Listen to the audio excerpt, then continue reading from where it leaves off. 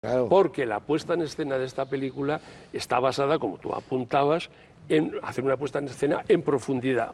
Entonces necesita, en primer lugar, de decorados o escenarios con fugas, diversas fugas, para poder jugar, como juega en la casa nueva del verdugo, una habitación con el viejo en la cama, la otra con el colchón, el niño en medio, el pasillo. Está moviendo casi Esa es siempre decorado, a la casa nueva es decorado. a un montón de personas que si no, no Es te que caben. casi es inconcebible que eso exista. Y luego la casa que tú dices que es interior natural, que yo no me atrevería a decirlo, que es la casa donde vive López Esos son Vázquez varios interiores y tal, naturales. esa casa con esas dos alturas, que le da un juego impresionante, de las dos alturas, con que juega con personajes arriba y abajo.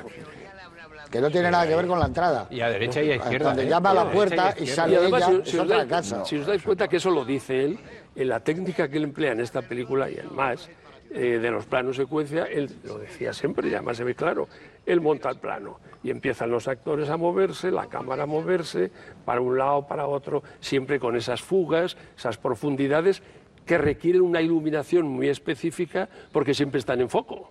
Es decir, que hay que reconocer que el operador tiene que facilitar el que haya un personaje en primer término y uno al fondo y que los dos estén enfocados. Y cuando llega un momento que ya no puede la cámara seguirle, entonces corta y pasa al contraplano. Pone la cámara en el ángulo contrario. No, pero muchas veces sigue más o menos la secuencia, pero visto desde otro punto de vista, con lo cual enriquece muchísimo el decorado. Bueno, a mí es que la puesta en escena... como la otra pared. Sí. Hablando de la puesta en escena y de los escenarios, una secuencia que me gusta mucho es cuando llega Isbert y le sorprende en la cama a Penella con Nino Manfredi. Entonces coloca la cámara aquí, está aliviándose el pobre Manfredi, está casi en el mismo plano Isbert y al fondo está Penella, y como tú dices hay una enorme profundidad, se les ve a todos, además no es simplemente por montar un plano de profundidad, sino por el interés que tiene Penella al fondo. Crea una tensión además, que va a pasar, cómo van a salir los de planos esto. secuencias, si están bien concebidos, crean una atmósfera y una tensión que no tiene el montaje. A mí en ese sentido me parece una secuencia excelente. Es la llegada del colchón.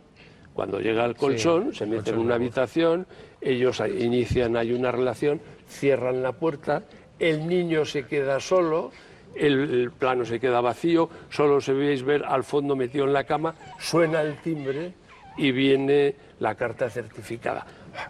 Además es que sigue el plano, la abre Nino Manfredi, empieza a pedir un papel o lo coge para pedir la dimisión, es impresionante. Es curioso que esa concepción espacial... Eso es decorado. Yo creo que es decorado. Eso es decorado. Esa casa, el piso nuevo en las afueras, es decorado. Que casi todas las casas son decorados. No, pero ten en cuenta que hay un momento que vienen a buscarle en coche a él.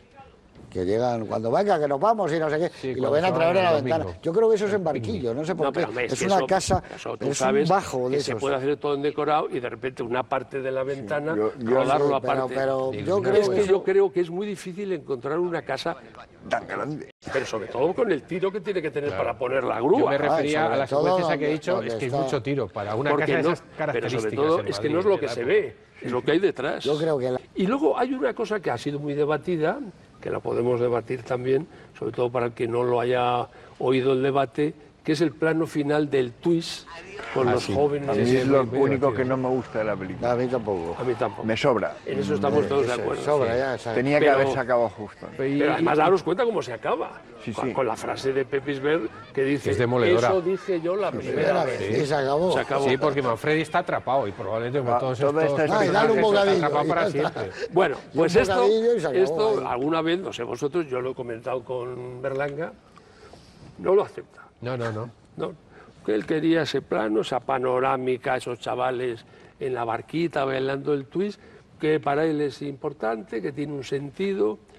Bueno, hay dos cosas, yo siempre con Berlanga he hablado, por ejemplo, una de las cosas que a mí me divierte hablar con Berlanga, que desgraciadamente ahora hay menos ocasiones, era del arranque de Los Jóvenes Milagro, esa panorámica con una voz en off campanuda, impuesta por la censura, en que es una panorámica y tal.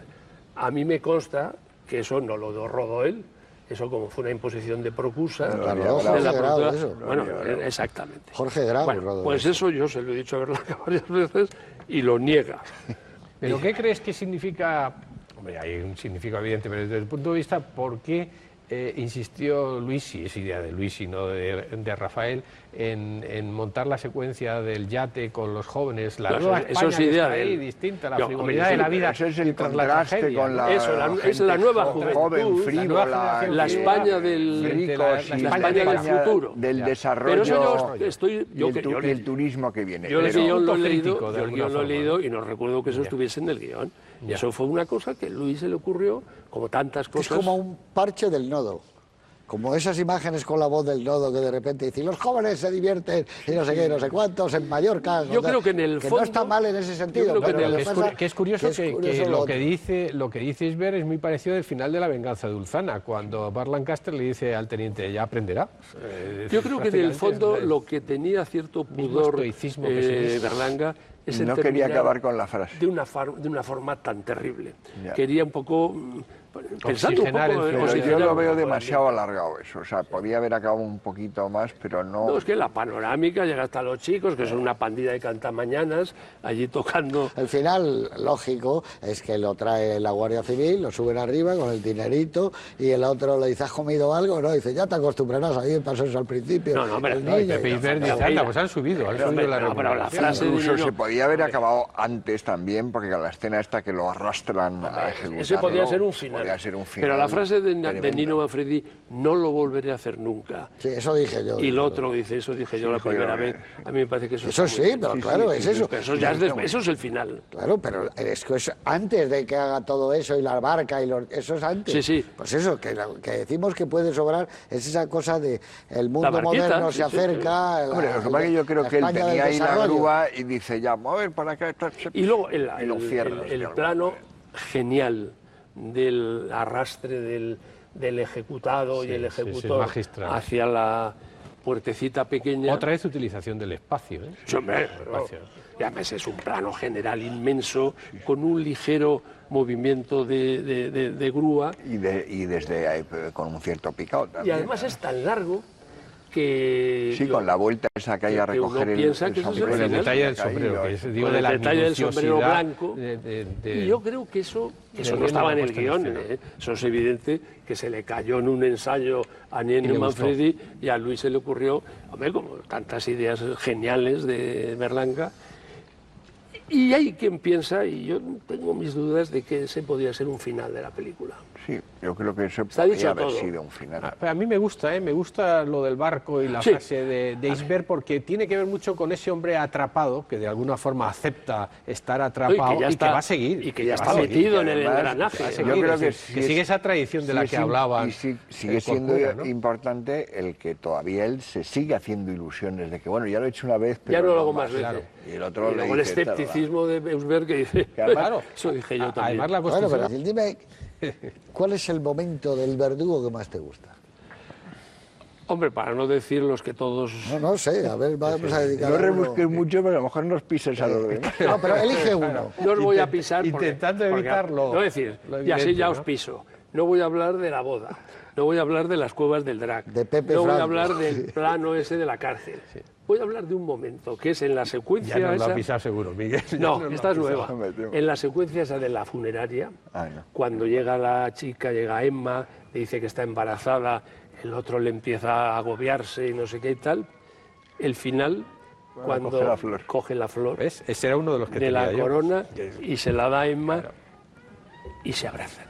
A mí me parece que en una película de esta crueldad, ese momento de romanticismo negro, a mí me parece que solo un genio es capaz de ocurrir. Y lo que es el personaje de Manfredi, ese era uno de los que tenía yo. Bueno, pues ya está. Yo creo que la historia de Manfredi y de Emma Penella, mejor dicho, de Emma Penella y Manfredi, porque es más activo por parte de ella, a mí es casi lo que más me gusta de la película. Y yo creo que la escena está patética y conmovedora en muchos momentos, pero para mí hay ese momento en que ella está que no sabe muy bien qué hacer, porque nota que su padre está allí dentro, que el otro está allí escondido y mantiene ese plano con la cara que tiene ella en ese momento, que va a estar muy guapa y muy bien, o sea, unos momentos de interpretación dramática y en serio de la película, que además yo creo que hace que ese personaje, que en el fondo es tan patético, que luego acabará convirtiéndose en una gruñona, como les pasaba tanto a las mujeres españolas con la vida que les daban, pero que en ese momento todavía se aferra como a su última esperanza de no morirse soltera, y yo creo que tiene como una particular emoción y hace que todo el lado que pueda tener la película como más negro y más cómico, etcétera, también está con ese añadido de algo que es muy, muy emocionante. Y a mí ese plano me parece... No, es que esta película lo fácil sería encontrar un plano que te guste. Sí, yo por no decirlo más evidente, a mí hay uno que me gusta mucho, que es el del final de la boda, ¿no? Con las luces y Landa diciéndole que vuelvan otra vez, ¿no? Pero me voy a la secuencia esa de la que ha hablado Miguel, que es cuando le sorprende a Manfredi y a Emma Penella en la cama, y un poco por resaltar lo que he intentado decir desde el primer momento, que coincidimos todos, que es el talento de Luis para poner en escena cualquier secuencia, ¿no? Que tanto no se ha valorado durante muchísimo tiempo, ¿no? Y es el momento en el que Emma le dice, dile algo, ¿no? Y coge y coloca al personaje Manfredi de espaldas. Entonces nos vemos que está en un cuartito interior, en su dormitorio Iceberg, vemos expectante a la izquierda del plano a Emma Penella y a Manfredi de espaldas a la cámara, diciendo lo que él piensa, probablemente que es una declaración que no le va a tener trascendencia al respecto. A mí me parece que es una muestra del talento en la puesta en escena. Se le caen los pantalones. Y además se le caen los pantalones, que es como siempre el detalle de Luis para aprovechar el gag, una cosa solemne, rebajarla inmediatamente. Ese es el momento donde le dice Iber que si es cruel, meta los dedos ahí, y aquí solo hay...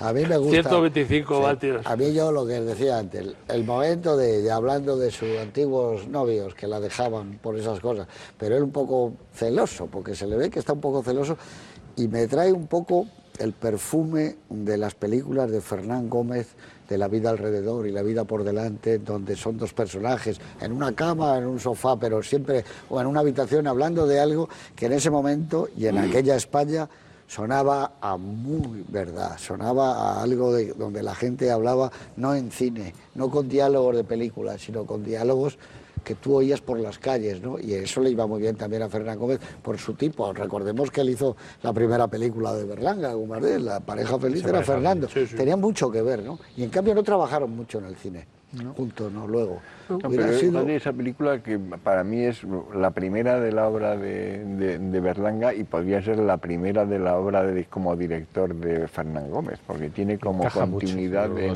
sí, pero sin embargo, es curioso, Berlanga repitió siempre a Elvira Quintilla y a Fernando no lo repitió.